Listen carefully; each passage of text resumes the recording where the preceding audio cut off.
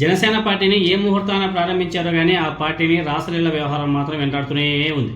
Janasena party అని చెప్పేసి చాలా గర్వంగా చెప్పుకునే కొరియోగ్రాఫర్ జానీ తన అసిస్టెంట్ అయినటువంటి ఒక యువతిని లైంగికంగా వేధించడం ఆనాడు ఏ విధంగా సంచలనంగా మారిందో మనం చూసాం. దాంతోనే అతన్ని జనసేన పార్టీ కార్యకలాపాలకు దూరంగా పెట్టడం జరిగింది. మరోవైపు అతను జైలుకు కూడా వెళ్ళి రావడం జరిగింది. తర్వాత తిరుపతి జనసేన పార్టీ ఇన్ఛార్జ్ కిరణ్ రాయల్, ఆయన రాసలీల కథ మీరందరూ కూడా చూశారు. మామూలు కాదు, కైఫు నైఫు వైఫు కైఫు ఏదో చెప్పి ఆ డైలాగ్ కూడా బాగా ఫేమస్ అయింది. ఒక మహిళతో కిరణ్ రాయల్ రాసలీల వీడియోలు ఆడియోలు అన్నీ కూడా బయటపడ్డాయి. అతన్ని దూరం పెట్టినట్టు జనసేన పార్టీ ప్రకటించాల్సి వచ్చింది. అయితే ఇప్పుడు అతను జనసేన పార్టీ వాయిస్ కావడం ఆ పార్టీ చేసుకున్న కర్మ అని చెప్పేసి సొంత పార్టీ నేతలే ఆవేదనతో మాట్లాడుతున్నారు. అతను ఇప్పుడు కూడా ప్రెస్ మీట్లలో మాట్లాడుతూ ఉంటాడు, జనసేన పార్టీ తరఫున మాట్లాడుతూనే ఉంటాడు. కానీ ఆయన మాత్రం ఆయన్ని జనసేన పార్టీ సస్పెండ్ చేసిందని చెప్పేసి లెటర్ హెడ్ మీద కూడా రిలీజ్ చేశారు. అదే సస్పెన్షన్, అదేందో వాళ్ళు మాట్లాడుకోవడంలో మనకైతే అర్థం కాదు.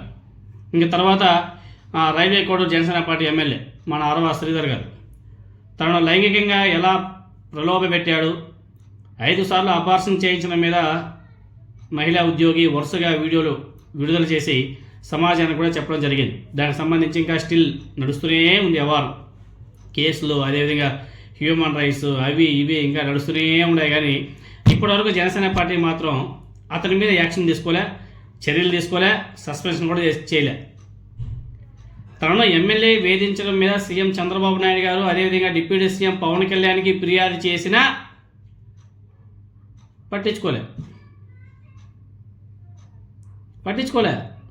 పోయిన సంక్రాంతికి నారా చంద్రబాబు నాయుడు గారు నారావారిపల్లికి వెళ్ళినప్పుడు ఆ మహిళ చంద్రబాబు నాయుడు గారికి మొరపెట్టుకునిందంట. అయినా కానీ ఎటువంటి చర్యలు అయితే తీసుకోలే. అయినప్పటికీ ప్రభుత్వం వైపు ఎటు నుంచి చర్యలు అయితే కనిపించలే, ఎవరు కూడా పట్టించుకోలే. అయితే రైల్వే కోడూరు ఎమ్మెల్యే లైంగిక వేధింపుల వ్యవహారం రాజకీయంగా ఎంత దుమారం తెప్పిందో మనందరం కూడా చూశాం.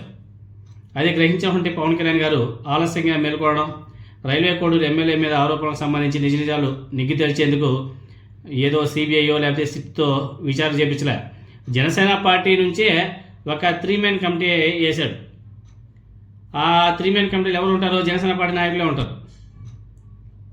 ఆరోపణల మీద ఏ సంగతి తేలే వరకు పార్టీ ప్రభుత్వ కార్యకలాపాలకు దూరంగా ఉండాలని చెప్పేసి ఆదేశించారు, అంతే, ఇంకేం లే. అదేవిధంగా ఈ రాష్ట్రీయ వ్యవహారాలన్నీ జనం మర్చిపోక ముందే మరో జనసేన పార్టీ ఎమ్మెల్యే ఉదంతం కూడా వెలుగు చూసేందుకు సిద్ధంగా ఉందంట. ఇప్పుడే చూసే ఒక న్యూస్ ఆర్టికల్లో, మామూలుగా. దీనికి ముందు ఇంకోటి చెప్పుకోవాలి. శ్రీకాళహస్తి జనసేన పార్టీ ఇన్ఛార్జ్ కోటా వినూత, ఆయన భర్త చంద్రబాబు ఏ విధంగా తన డ్రైవర్ రాయుడిని హతమార్చారో మనం చూసాం. అది కూడా వ్యవహారం ఇవే. అక్కడ తెలుగుదేశం పార్టీ ఎమ్మెల్యే నాటకం అని చెప్పేసి ఏం మాట్లాడుతుంది. అది ఏ విధంగా వైరల్ అయిందో చూసాం. అది ఇంకా అసలు ఇంకొక లెవెల్, అది ఏకంగా మర్డర్ దాకా వెళ్ళిపోయింది. ఇప్పుడు జస్ట్ ఒక హాఫ్ అన్ అవర్ ముందే ఒక న్యూస్ ఆర్టికల్ ఒకటి చూసా. మరో జనసేన పార్టీ ఎమ్మెల్యే ఉదంతం కూడా వెలుగులోకి వచ్చే అవకాశం కూడా ఉందంట. ఉమ్మడి పశ్చిమ గోదావరి జిల్లాకు చెందినటువంటి జనసేన పార్టీ ఎమ్మెల్యే ఒక మహిళతో వివాహేతర సంబంధం కొనసాగిస్తున్నారనే ఆరోపణలు గుప్పమంటున్నాయి. అయితే ఈ రహస్యం సదరు ఎమ్మెల్యే భార్య ద్వారా బయటకు తెలియజేయడం కూడా జరిగింది. అదేవిధంగా ప్రియురాలికి 50 లక్షలతో మంచి ఇంటిని నిర్మించి గిఫ్ట్గా ఇచ్చినట్టు ఎమ్మెల్యే భార్య జనసేన నాయకులకు ఫిర్యాదు చేసినట్టు తెలుస్తుంది.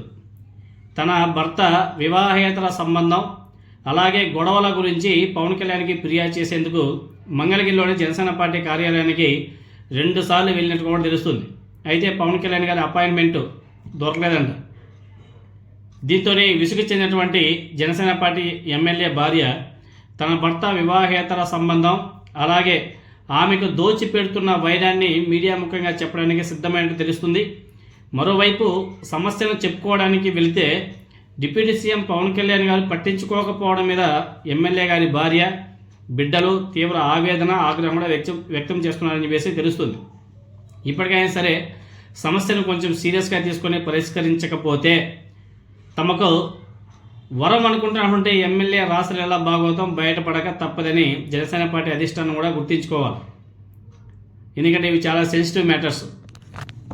వీటిని కానీ పట్టించుకోకపోతే సీన్ సితార అయిపోతుంది.